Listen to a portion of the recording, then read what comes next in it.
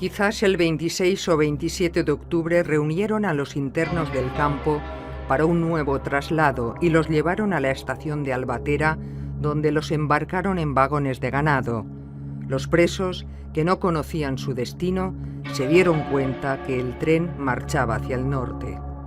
Bien entrada la madrugada llegaron a una estación grande, vacía, salvo un amplio despliegue de fuerzas de la Guardia Civil y camiones militares a los muelles de la misma.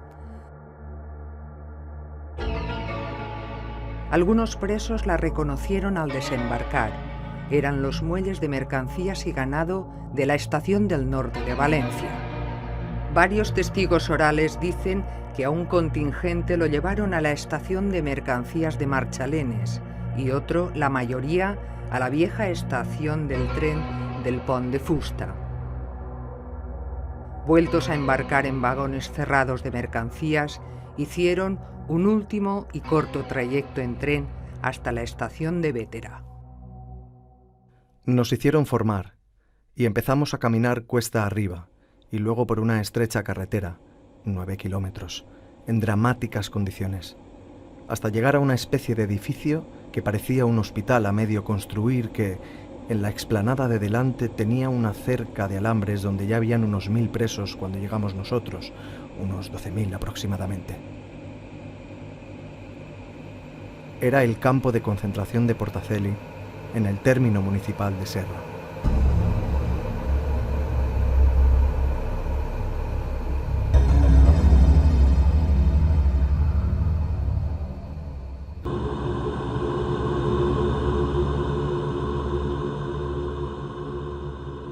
Los internos en el campo van buscando maneras de sobrevivir y comunicarse.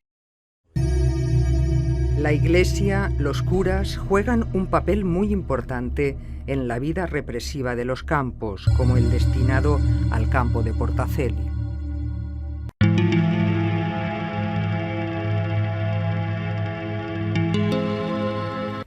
Así que con Rafael Raga mantuve una entrevista en el Salón Dorado del Círculo de Bellas Artes, en la que me explicó la presencia de los artistas españoles en este campo.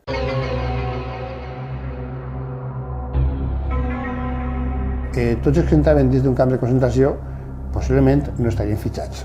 Salir del universo carcelario y de detenciones era francamente difícil. Franqui mai amagat res. La seva banda repressora, el seu tarannà repressor, mai l'ha amagat. És més, l'ha volgut fer servir d'exemple i de palo y continuem. El campo de Portaceli se cerró a principios de 1943. Se calcula que pasaron alrededor de 15.000 presos. Al cerrar el campo se reinician las obras paralizadas al estallar la guerra para acondicionarlo definitivamente como hospital de tuberculosos de acuerdo con el proyecto inicial.